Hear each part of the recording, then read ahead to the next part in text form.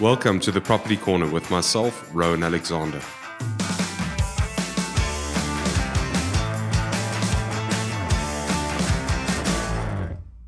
So in this episode, we're going to be looking at the process of making an offer to purchase and signing the agreement of sale. In South Africa, the contracting terms for the sale of a property are based on the offer and acceptance. So when we speak about an offer to purchase, that would be a document which you would sign showing your intent to purchase a property. The seller would either accept that agreement or they would reject it and propose a counter agreement. So that would be the process that we're looking to achieve, or the goal that we're looking to achieve is to find a common ground and terms upon which the property would actually be sold. There are some legislative requirements in that space and things to which the agreement needs to, legislation to which that agreement needs to comply with in order to be regarded as valid. The first of which is very often forgotten. In South Africa, an agreement of sale needs to be reduced to writing and signed in wet ink. So that means no electronic signatures are acceptable. I know this is a bit cumbersome, and in today's age we question this, but there's a lot of legislation behind that actually dictating it. So all agreements of sale principally need to be reduced to writing and signed in wet ink. Another thing to remember is that this agreement would then become the authority for the transaction. And so terms that are not reduced to writing and signed, they would not be deemed as valid. So it's important that anything that you want to contain or anything that you want to introduce into this transaction needs to be contained in that written document. You can have sideline discussions as much as you like between yourself and the seller, but if they're not contained in the agreement of sale, they would not be regarded as binding. So I'm going to help you understand what those terms would typically be. In South Africa, we have 5 different elements that would constitute to a binding agreement. First of all, we need a date upon which this transaction would take place. We need a description of the product. So that would typically be your address, the property being number 5, Hawk Street, Durbanville, as an example. That would be regarded as the formal classification. Not how many bedrooms it has, how many bathrooms it has. The legal description would actually be the earth number and address of that property. In addition to that, we need the parties to contract. We need to know who's going to be selling, who's going to be buying, and we need to know at what price that property will be sold. That would be the 4th element. And lastly, we need wet ink signatures. So with those 5 elements, you have a binding agreement of sale. And they can pretty easily be drawn up on a 1-pager, signed, and it would be a legal and binding document. But property sales, as you can imagine, are a lot more complex than that. So even those 5 elements, or those 5 elements would be the basis for the agreement, but there's a lot more that we would contain in that agreement of sale out of good practice. There's certain terms that we need to be mindful of, which just speak to clarity and ease of transaction.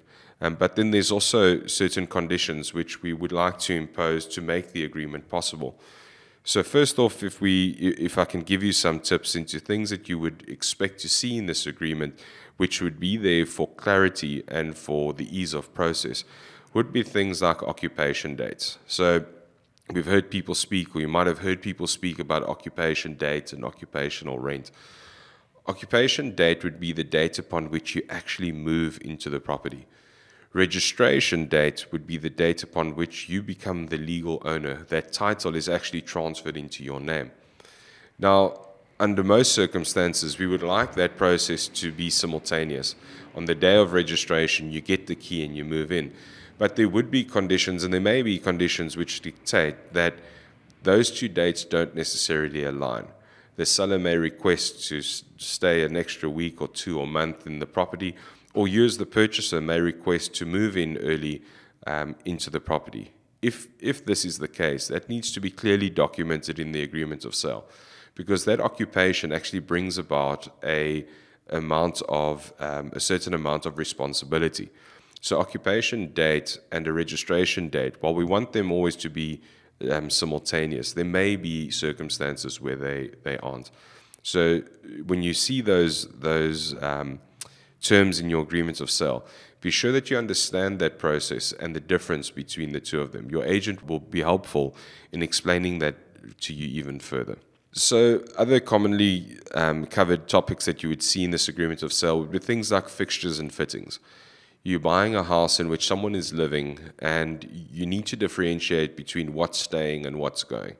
And in simple terms, we like to explain that if you take the house, you turn it upside down, you give it a shake, everything that would remain that is affixed to the walls in a permanent nature that can't be removed without detracting from that property or causing damage would actually be regarded as a fixture. So things like a built-in oven, that would be regarded as a fixture. If you have any form of swimming pool pump, those sort of things, a built-in safe, these would be things that you'd find on that fixtures list. They are pretty detailed, and they become quite long, because they even go to the extent of listing things like blinds that would be typically affixed. But the purchaser may opt to include things which wouldn't be of permanent nature, or the seller might actually offer them throughout this process. So it's important that you detail those so that when you move into the property, you have a clear understanding of what you have purchased, not just the shell, but actually the fixtures that are made to that too. The next item you might see in this document would be covering certification and compliance requirements. In South Africa, there's a number of compliance regulations with which we need to conform.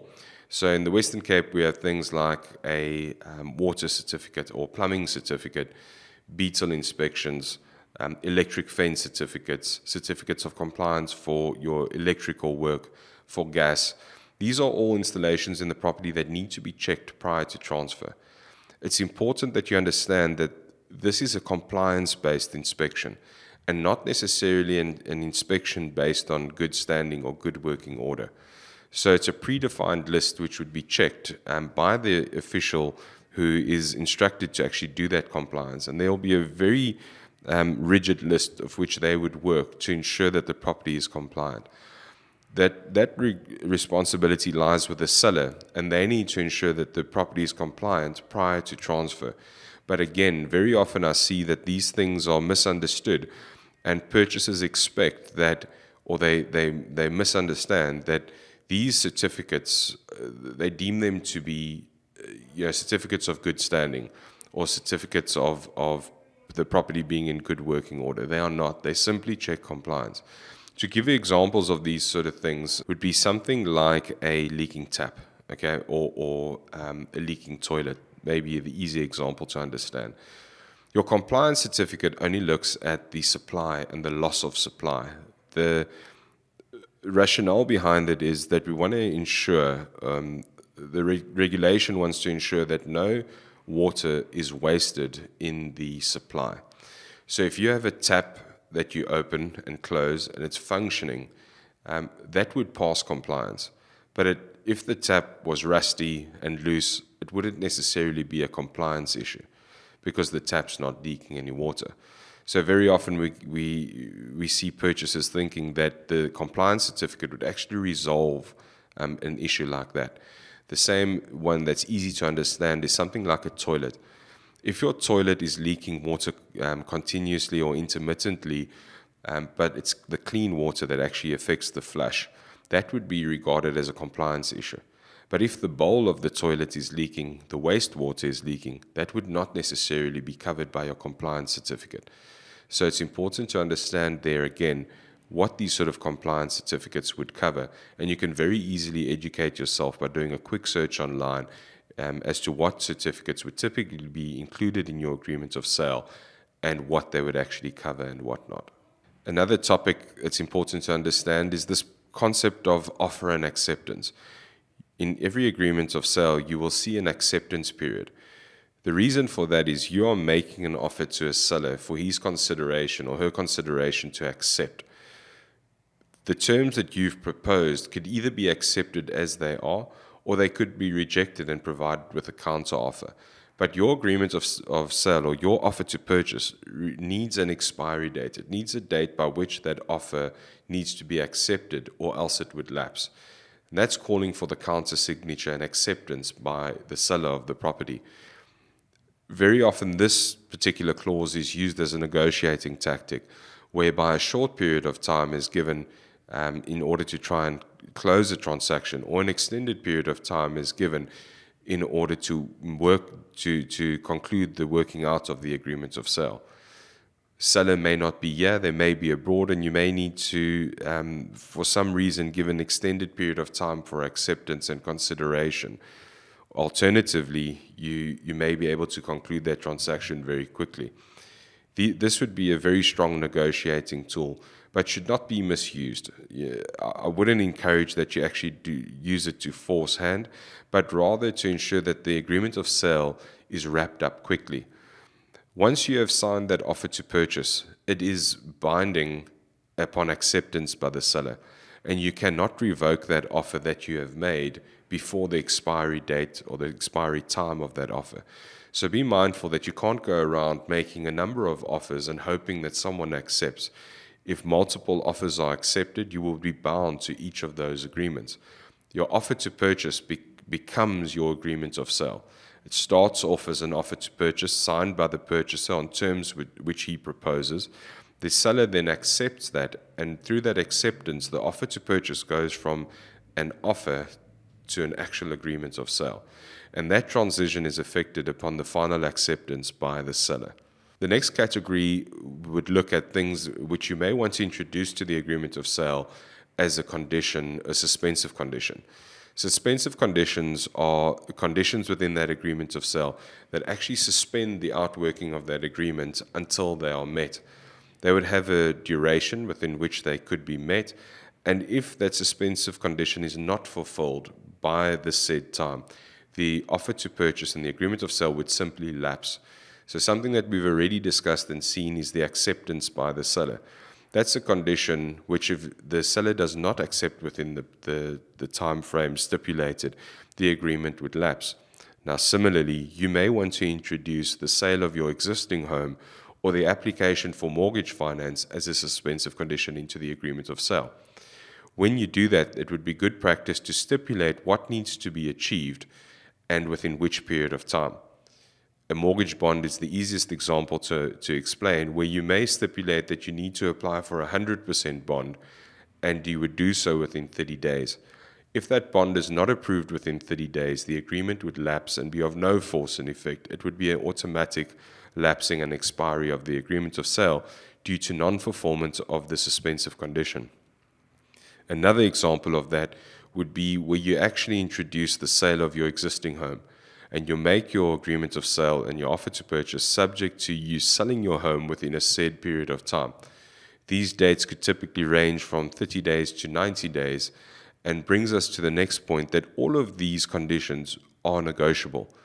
The longer you would like to sell your home, you're probably going to face kickback from the seller because they would like to wrap up that agreement as quickly as possible, whereas you might need time to sell your home. The same with the bond, the amount of time that you need to do your bond. Even though there are industry sort of standards and good practice with things like bonds, it would typically be 21 to 30 days, the sale of a home could be anything from 30 to 90 days. These would be generally accepted, but again, they can be used to show your position of seriousness. If you've followed my advice up until now and you've been pre-qualified and you have an idea for how much you qualify, you could shorten that bond period from 30 days to maybe 14, having confidence that you would get a bond approval within the said time. These are things that can be used to show your seriousness and possibly outbid a potential competitive offer.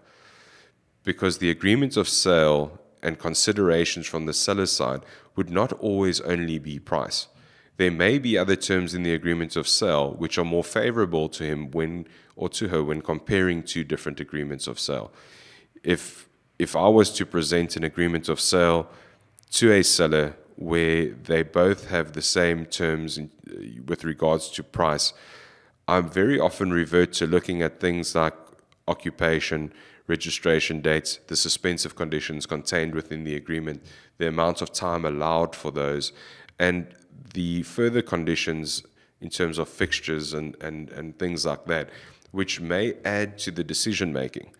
Place yourself in the position of the seller and try and show all seriousness and put your best foot forward. A mistake that I often see purchasers making is shooting a lowball offer and thereby discrediting their position and compromising their negotiating position. If that offer is so low that the seller simply discards it and regards it as someone taking a chance, your opportunity of actually closing that sale is very, very slim. You'll probably be outbid by someone else very quickly who has put their serious foot and their best foot forward from the start. And I'll give you an example. A number of years ago, I had a property up for sale in Constantia for, I think at the time the price was about 11 million or 10.5 million rand. We had a purchaser who was interested in the property. We had priced the property well from the start. And we had a purchaser who came in with a lowball offer. At the time, I think the offer on the property was about 9 million rand. But they had disclosed to us previously that they were willing to reconsider that offer.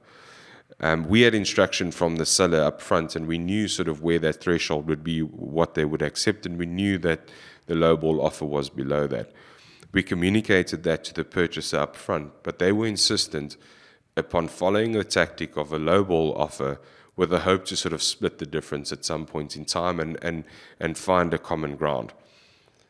What they weren't necessarily aware of was how much interest there was from other purchasers.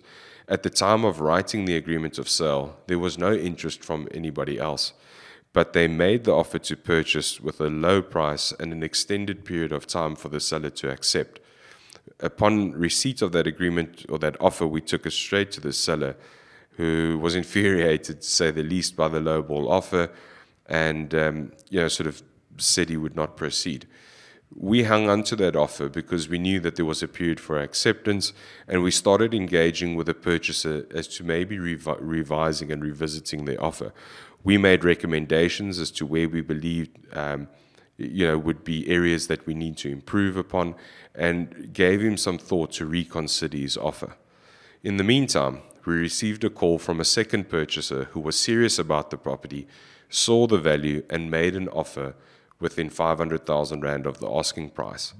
The purchaser put their best foot forward and negotiated a fair discount on the property, which was market related. The seller had no problem in accepting that agreement of sale, and thereby the first purchaser, who had still had a valid offer presented within a time period to be accepted, but was not yet accepted by the seller, actually lost out on that property. A week later, they returned to the negotiating table and tabled an offer to us on the exact same terms as their first offer. So to recap where we're at, we had a purchaser, he's made an offer, the offer was not accepted. Someone else made an offer in the meantime, snapped the property up, and now my first purchaser is back trying to renegotiate and employ the same position and say, well, we'll offer again on exactly the same terms. At that time, we needed to say to them, guys, you've lost out on this property. It's been sold to someone else. And immediately, they raised their offer to the full asking price. The problem was that they were now second in line. So the negotiating tactic of lowballing had actually shot them in the foot. They had lost the property, and they were willing to go to great expense to try and recover their position. This is an example where a negotiating tactic has actually backfired. Sure, there may be positions where these things work, but from my experience, I can tell you, putting the best foot forward with a fair and reasonable offer makes it very lucrative for the seller to accept, because the fear of losing out kicks in. If I've got a property up for sale for 10.5 million rand and I receive a reasonable offer of 10.2 or 10.3, it might not be what I want, but it's a hell of a lot of money to lose if I don't accept. If you're lowballing me with an offer of 9 million rand, I would never consider it from the start, and it's a very easy decision for me to make. There's nothing to lose. So I'd encourage you to enter into good ethical negotiating and putting your best foot forward and giving yourself the best shot. You've identified this property as a good purchase based upon your preparation up till now. Don't sell yourself short by trying to be too aggressive on negotiation. Everyone wants a good deal, the seller too. Remember that. Once this agreement is then signed by the seller and it becomes the formal agreement of sale, you need to consider the other clauses in the agreement which would not necessarily be called upon yet, but make provision for future circumstances. The first I'd like to cover would be the 72-hour clause. Again, a clause in an agreement of sale which is very important for you to understand as a purchaser. When you have an agreement of sale which is conditional upon you achieving certain results, like getting a bond approved or the sale of your home, the 72-hour clause serves as an acceleration clause. So it's a clause to the benefit of the seller, which means that the seller could, upon receiving a competing offer, which is unsuspensive, and those conditions are met, he could require you to accelerate your suspensive conditions to being completed within 72 hours. What this effectively means is you could be in day 15 of your 30-day bond approval process, and the seller receives a competing offer which is not conditional upon anything. He may potentially put you to terms to say, Mr. Purchaser, you now have 72 hours to either fulfill your obligations or waive them and provide alternative evidence in order for your transaction to be secured. That 72-hour clause is purely there for the benefit of the seller, and it acts as an acceleration clause, reducing the time period you had to 72 hours. I've seen a number of 72-hour clauses throughout my career, so be sure to understand that not every 72-hour clause is the same. What needs to be complied with, when it may be served, how those 72 hours are calculated. These things are often very different in every particular 72-hour clause. So be sure to understand that, because as a purchaser, you are at risk of being not necessarily outbid in terms of purchase price, but within a time period, you could potentially lose that property if you are not diligent in executing your suspensive conditions. So thereby, it's important for you as purchaser to make work of those suspensive conditions. If you have provided for the application of a bond, do that immediately. If you've provided for the sale of your home, get it listed immediately. Don't wait, don't lose time, because you are at risk of losing that property if a competing offer comes along. And then finally, we need to look at what happens when things go wrong. So you've secured this property, you've got your mortgage finance in place, or you've paid your cash, and before registration, you decide that you simply do not want to proceed. This is regarded as a cancellation or a breach of agreement of sale, depending upon the way in which it plays out. But effectively, what you are doing is you rescinding on an agreement to which you have agreed. You've signed an agreement of sale, it's binding, all the conditions have been met, and you're now saying you do not want to proceed. There will be legal implications for this. So be sure that your agreement contains everything that you want. It gives a good description of the property, and it lists exactly what would be included and not. If there's any terms which we have not covered or you do not see in the agreement of sale that have been discussed prior, be sure that they are listed there. Understand that all those terms in the agreement would be negotiable, and ensure that everything that you have negotiated for is contained in writing, reduced to writing, contained in the agreement, and signed for.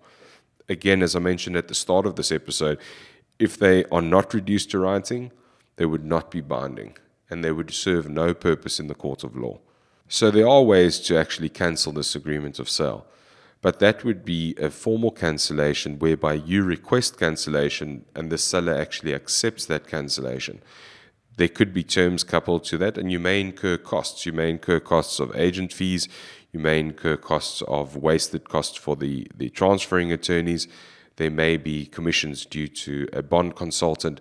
So bear in mind that that cancellation could come with a claim for damages, which could be agreed to.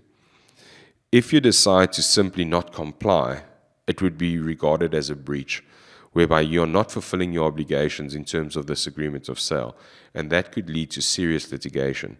So ensure again that the offer that you enter into is sound, that it's comprehensive, because that will become your agreement of sale. So now that you have this agreement of sale signed, this will trigger the process going forward. You'll start applying for that bond, the transferring attorneys will start working on the transfer, and I'll now guide you through the process of actually executing this agreement of sale.